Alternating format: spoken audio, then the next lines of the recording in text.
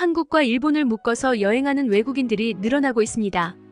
아마 대부분 이왕 멀리까지 온 거 두 나라 다 보고 가면 좋지 않을까라는 마음이겠죠. 하지만 아는 사람들 사이에서는 두 나라를 묶어가지 말고 한국만 갔다 오면 된다고 하죠. 이런 조언을 무시한 채 여행을 떠났다가 일본에서 아주 극한의 차별을 경험했던 오늘 사연의 주인공이 있습니다. 그녀는 다소 분노한 어조로 글을 작성했는데요. 그러면서 한국에서의 경험에 대한 칭찬도 빼놓지 않았습니다. 무슨 일이 있었던 것인지 사연 만나보시죠.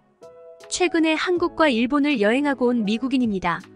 순서로 따지면 일본에 갔다가 한국에 갔죠. 제가 출발할 때만 해도 미국에서 도쿄까지 직항으로 가는 비행기가 더 저렴했고 돌아올 때 한국을 거쳐 경유하는 비행기 편이 또 저렴했기 때문에 처음에는 한국으로 여행을 계획했다가 일본까지 가게 된 경우입니다. 굳이 일본을 가야 하냐는 남편의 말이 있었지만 비용적으로 저렴하고 이왕 멀리 여행 가는 거 한 나라라도 더 보고 오면 좋지 않겠냐는 생각이었죠. 미리 말씀드리자면 제가 어리석었습니다. 이것 때문에 남편과 대판 싸우고 난리도 아니었거든요. 자세한 건 금방 말씀드리겠습니다. 짐을 챙기고 남편과 함께 일본행 비행기를 탔습니다. 20일 일정 중 열흘은 일본, 열흘은 한국이었죠. 일본의 고속열차 신칸센을 자유롭게 탈 수 있는 JR 패스 7일권을 샀습니다. 그리고 그에 맞춰 도쿄에서부터 삿포로까지 올라가는 여행 계획을 세웠죠. 도쿄에 도착해서 3일간 체류하고 JR 패스를 활성화시켜 신칸센에 올랐습니다. 처음 계획을 세울 때만 해도 몰랐는데 도쿄에서 삿포로로 올라가는 신칸센 라인은 철도 레일이 많이 통통 튀고 승차감도 나쁘고 진동도 심한 것으로 유명하더군요. 기대하고 탔던 열차에 놀라울 만큼 피로감이 몰려왔습니다. 그리고 의자가 직물 시트였는데 신칸센 이용객이 많은 만큼 대략적인 내기 정리만 하고 시트 청소나 소독 없이 다음 손님을 받는 구조였습니다. 저는 피부가 민감해서 내심 걱정이 되었죠. 남편은 피부가 예민하진 않지만 제가 예민한 것을 알기에 옷가지를 덧대어 자리에 앉게 해주었습니다. 그래도 중간중간 직물 시트에 제 피부가 그대로 노출되었지만 이 정도면 괜찮지 않을까 생각했죠. 그리고 일본 사람들이 대체적으로 잘 씻는 사람들이 많다고 알고 있어서 크게 걱정하지 않았습니다. 남편도 혹시 몰라서 옷을 덧대주긴 했지만 괜히 걱정하지 말자는 생각이었죠. 하지만 저희 예상은 틀렸습니다. 자고 일어나니 제 팔과 다리에 두드러기가 올라오기 시작했습니다. 분명히 그 기차의 시트 위생 상태가 매우 나빴던 것이죠. 제대로 된 청소 없이 주구장창 승객들이 앉았던 자리에 몇 시간씩 앉아있으니 이런 사단이 난 것이죠. 피부 발진이 더 번지지 않기를 바란 채로 여행을 지속했습니다. 다행스러운 건 홋카이도의 날씨는 시원하고 좋아서 예민한 피부가 땀 때문에 더 예민해질 걱정은 없었죠.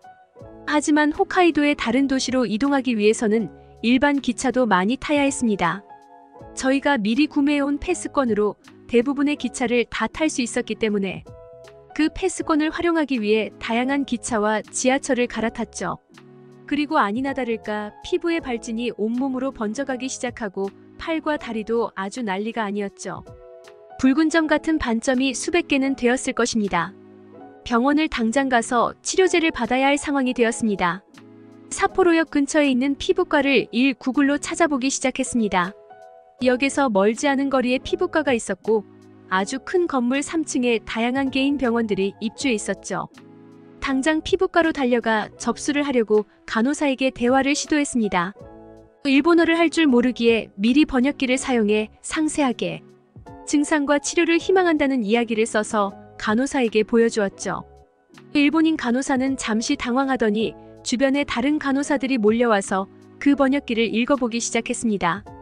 친절한 일본 사람들이 잘 나서서 도와주겠구나 생각했지만 제 오산이었죠.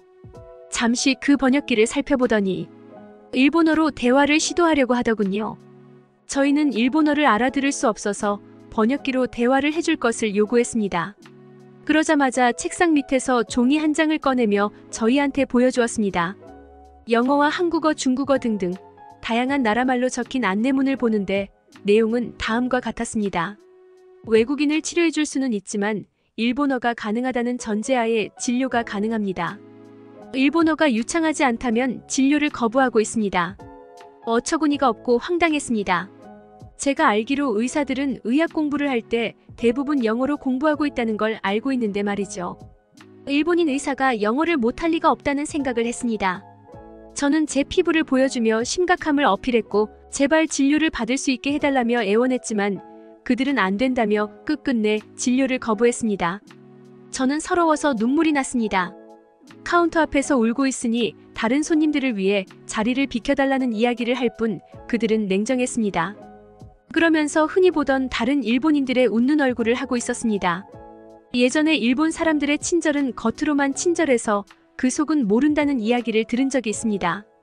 하지만 막상 일본에 와보니 모든 사람들이 친절하고 상냥하게 대해주는 것 같아서 아마 그런 말을 지어낸 사람들은 한국이나 중국 사람들 아니겠냐 생각하고 있었죠.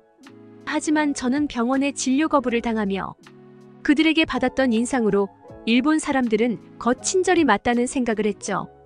냉정하게 저를 쫓아내면서도 얼굴에 미소를 머금고 있는 그들이 저를 놀리는 건가 생각이 들기도 했습니다. 병원을 찾아가 봤지만 상황은 똑같았습니다. 그렇게 시간을 허비하고 여행은 고사하고 숙소에서 요양만 하게 생겼습니다.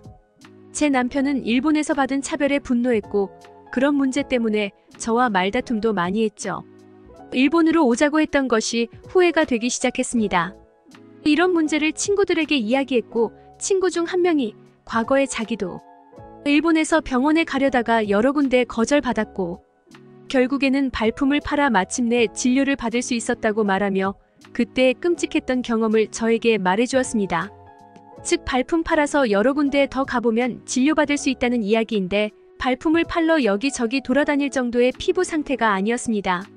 한국으로 출국하는 날이 되어서 공항에 가는 기차를 타기 위해 사포로역으로 향하고 있었습니다. 가는 길에 오도리역에 일자로 늘어선 공원들이 있었고 피부과가 하나 있는 걸 발견했습니다. 혹시나 하는 마음에 올라가서 진료를 요구하니 번역기를 사용해서 진료가 가능하다는 말을 들었습니다. 이번에는 안도감에 눈물을 흘렸죠. 너무나 괴로웠던 며칠이 생각나며 진작 발품을 팔아야 했나 후회도 되기도 했죠. 그렇게 진료를 받을 수 있게 되었지만 한 가지 관문이 더 있었습니다. 저보다 먼저 온 손님 20명 정도 진료를 다 본 후에 순서대로 들어가야 했죠. 비행기 시간과 심각한 피부 상태를 보여주고 먼저 진료를 받을 수 있냐고 양해를 구했지만 역시나 절대로 안 된다는 대답이었습니다. 다시 한번 일본 사람들의 거친절과 냉정함에 당했죠. 할 수 없이 비행기를 타야 해서 진료를 포기하고 한국으로 가야 했습니다. 기차를 타고 공항으로 가고 비행기를 타고 한국으로 오기까지 6시간이 넘는 시간 동안 고통스러웠습니다.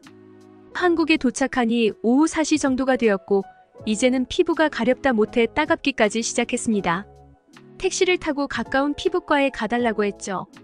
겨우 도착한 한국의 피부과에 들어가서 피부 상태를 보여주고 영어로 대화를 시도했습니다. 한국인 간호사는 피부 상태를 잠시 살펴보더니 다른 사람들이 진료를 받기 위해 대기하고 있었음에도 불구하고 저를 우선적으로 진료를 봐줄 수 있게 해주었습니다. 그리고 한국인 의사는 영어가 굉장히 유창했습니다. 영어를 모국어로 쓰는 저희가 들어봐도 오히려 더 고급 영어를 사용하는 의사와 대화하며 진료받을 수 있었습니다. 원인을 찾기 위해 대화도 하고 그동안 왜 이렇게 방치했는지에 대한 이야기도 했죠. 공원 잔디밭에 앉은 게 아니라면 오염된 직물 시트에 피부가 예민하게 반응한 것이고 그것을 방치해놔서 지금 심각해진 상태라는 진단과 약을 처방받았죠. 약국에 가기 전에 병원에서도 미리 저한테 약을 발라주었습니다. 그리고 저와 남편은 한국과 일본이 바로 옆 나라이기 때문에 비슷한 줄만 알았지만 실체를 알고 보니 천지 차이였다는 생각이 들었습니다. 겉으로 웃으며 대화를 하는 부분에 있어서는 일본 사람들이 더 능숙했지만 원칙을 끝까지 고수하며 남의 사정은 전혀 봐주지 않는 일본 사람들은 가식적이었습니다. 오히려 무표정의 한국인들은 무엇이 더 중요하고 그런 절차보다 사람이 우선이라는 생각이 더 중요한 사람들 같았죠. 한국 사람들이 미국에서 그렇게 창의적이고 혁신적인 사람이 많은데 왜 그런지를 한국에 여행하며 알 수 있게 되었죠. 다른 이야기들도 많지만 저와 남편은 제 피부 때문에 너무나 고생했던 일이 기억에 남습니다. 그리고 사소하다면 사소한 의사와 진료를 받는데 어떤 곳은 무슨 절차가 그렇게 복잡한지 이해할 수 없었고 번역기도 있는 요즘 시대에 언어로 사람을 차별하기도 했고 반면에 한국은 사람이 중요하지 다른 게 뭐가 중요하냐는 그런 인간 중심적인 사고방식이었습니다. 한국을 여행하며 많은 사람들을 만나면서 일본 사람보다 덜 웃으며 대화하는 경향이 있다는 것을 발견하긴 했지만 한국 사람들은 단지 가식을 떨지 않는구나 생각이 들어서 여행 내내 마음이 더 편안했죠. 한국을 여행하며 병원에서 처방받은 연고와 약 덕분에 급속도로 상태가 완화되어 즐겁게 여행할 수도 있었고요. 그리고 한국을 여행하며 남편과 말다툼하며 싸웠던 것도 자연스럽게 화해하게 되었습니다. 그리고 다음에 기회가 있으면 일본은 절대로 오지 말자고 서로 다짐도 했죠. 그리고 저는 제 경험을 친구들과 주변 사람들에게 공유하고 싶어서 글을 쓰게 되었습니다. 듣기 주셔서 감사합니다. 오늘의 영상은 이게 전부입니다. 모두가 건강하길 바랍니다.